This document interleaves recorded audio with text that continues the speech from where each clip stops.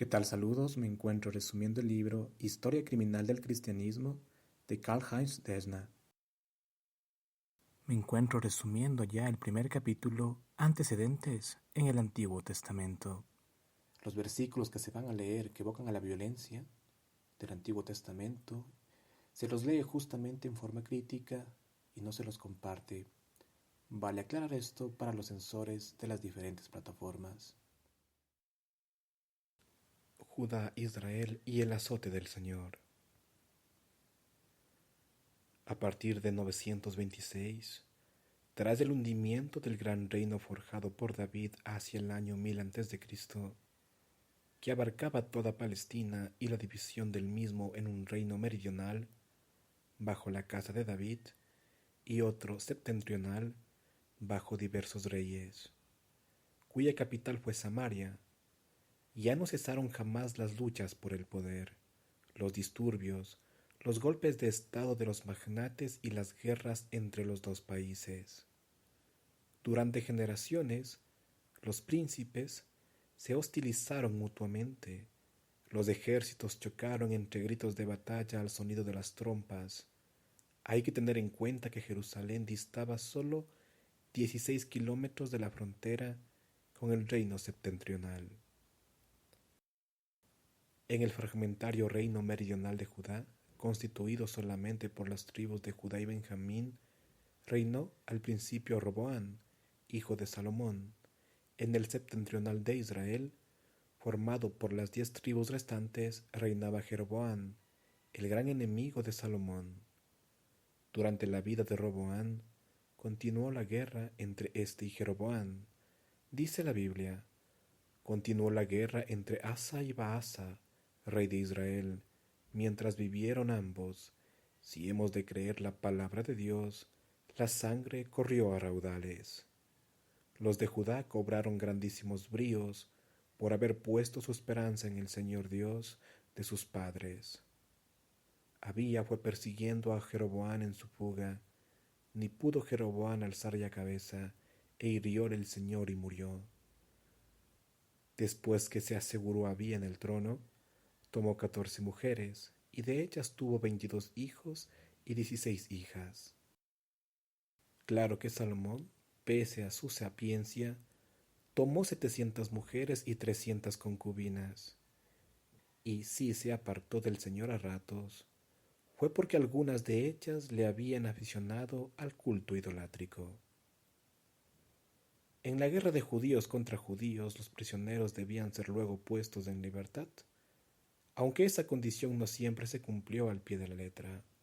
De lo contrario, habrían sido eliminados sin más o vendidos como esclavos, según las prácticas que atestiguan las Escrituras, que por cierto los declara especialmente necesitados de la ayuda divina y les promete la salvación, para la época mesiánica, naturalmente. Alguna que otra vez los dos reinos entablan negociaciones o unen sus fuerzas. Así lo hicieron el rey Joram de Israel y el rey Josafat de Judá, contra los moabitas, tradicionales aliados de los hebreos. Grandes extensiones del reino de Moab quedaron totalmente devastadas, ya que se practicaba una especie de táctica de tierra quemada. Destrozaron a Moab, destruyendo las ciudades, llenaron de piedras, que cada uno echaba a los campos más fértiles, cegaron todos los manantiales de las aguas y cortaron todos los árboles frutales. Pero no tardan en reanudar las guerras fratricidas, en saquear, en asolar, en conspirar para lograr enfrentamientos entre otras naciones, en combatir a favor o en contra de éstas. 150 años de guerras ininterrumpidas que merecen la siguiente alabanza bíblica, tan exagerada como siempre. Los hijos de Israel mataron de los sirios en un día 100.000 hombres de infantería. Los que pudieron salvarse huyeron a la ciudad de Afee, y cayó el muro sobre 27.000 hombres que habían quedado. Como han abandonado ellos la ciudad famosa, la ciudad de delicias, ironiza Jeremías sobre Aram, Damasco, y profetiza: serán degollados sus jóvenes por las calles, y quedarán exánimes en aquel día todos sus guerreros. Y aplicaré fuego al muro de Damasco, el cual consumirá por completo las murallas del rey Ben-Hadad. Así dice el más personal, el más íntimo de todos los profetas, al que hay que colocar entre los espíritus religiosos más grandes de todos los tiempos y como uno de los más próximos al Cordero de Getsemaní, según Noscher. Precisamente los profetas insistieron mucho en lo de la guerra santa. Isaías, en particular, considera como tal a la historia entera de Israel. Es habitual la pretensión de confundir tales batallas con el juicio de Dios. Lo mismo que todas las victorias son del Señor, las derrotas se explican como castigo de la desobediencia. Cirilo de Alejandría, refiriéndose a los reyes de la nación judía, los unos olvidaron el santo temor de Dios y éstos perecieron miserablemente. Los otros se condujeron como tutores del culto al Señor y esos vencieron sin dificultades a sus enemigos y aplastaron a sus contradictores. Cuando los hijos de Israel mataron de los sirios en un día 100,000 hombres de infantería, Yahvé entregó en sus manos toda esa gran muchedumbre para que acabasen de conocer que yo soy el Señor. En la guerra fratricida entre Judá, bajo el rey Abía, e Israel, bajo el rey Jeroboam, la primera venció con la ayuda divina contra un ejército, dicen, de 1,200,000 hombres. Mirad, en cabeza de nuestro ejército avanza el Señor Dios con sus servidores.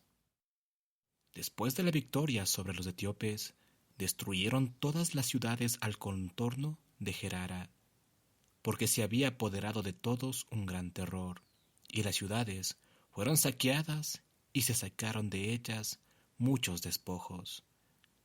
Cuando se acerca la masa de los amonitas y los moabitas coaligados, es el mismo Señor quien arrenga a sus fieles por boca de su profeta.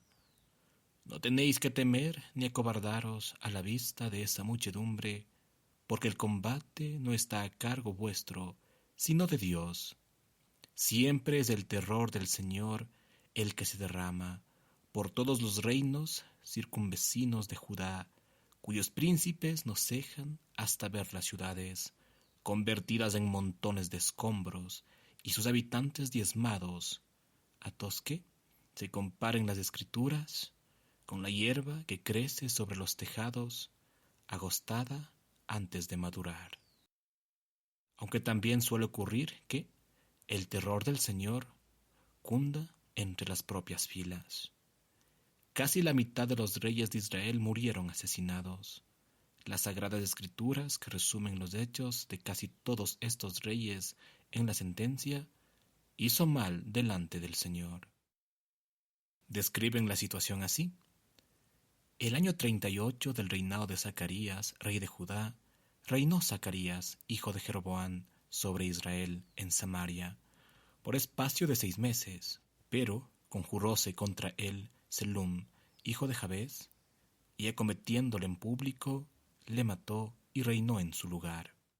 El reinado siguiente duró solo 1 mes, porque Manahem fue a Samaria, e hiriendo a Selum, hijo de Jabes, lo mató y reinó en su lugar. En cambio, Manahem, que cuando se apoderó de Tapsa mató a todas las mujeres preñadas, a las cuales hizo rasgar el vientre, logró mantenerse durante 10 años con la ayuda del Señor y murió pacíficamente. Pero su hijo, Fasela, solo reinó 2 años, ya que luego conjuróse contra él Fasea, el cual le acometió en la torre de la casa real, cerca de Argob y de Arié, y quitóle la vida y reinó en su lugar. Verdad es que, con la ayuda del Señor, a menudo hubo escabechinas dinásticas de más alcance. Así, por ejemplo, cuando Baasa hubo dado muerte a Nadab, rey de Israel, y reinó en su lugar, la Biblia nos cuenta que así fue que el rey exterminó toda la familia de Jeroboam, no dejó con vida ni una sola persona de su linaje, sino que la extirpó enteramente, según lo había predicho el Señor, porque Jeroboam había irritado al Señor Dios de Israel. Otro caso, Acab, a quien las investigaciones modernas nos presentan como un administrador inteligente, en beneficio de las capas privilegiadas, por supuesto, y gran constructor de ciudades, queda en la Biblia como un paradigma de perversidad, como un renegado y como el déspota por antonomasia. Pues, aunque oficialmente permaneció fiel al culto de Yahvé, consultó siempre a los profetas de Yahvé antes de tomar ninguna decisión importante y dio nombres importantes en Yahvé a sus hijos. Sin embargo, también toleró otros cultos, y su mujer, la princesa fenicia, Isabel de Tiro, llamada Jezabel en la Vulgata y condenada en el Apocalipsis, como símbolo femenino de la idolatría, era una ferviente adoradora del dios Baal de Tiro y además introdujo los cultos de la fecundidad de Atirabhan, presididos por la deidad marina Asera. El propio Acab erigió un templo con altar a Baal, hizo esculpir una figura de Asera, con todo lo cual hizo más males en la presencia del Señor que todos sus predecesores. Y bueno, voy a terminar aquí para no hacer el episodio más largo. En el próximo estaremos viendo a los fanáticos religiosos de Eliseo y Elías. Comparte esta información, suscríbete al canal y dale me gusta. Muchas gracias.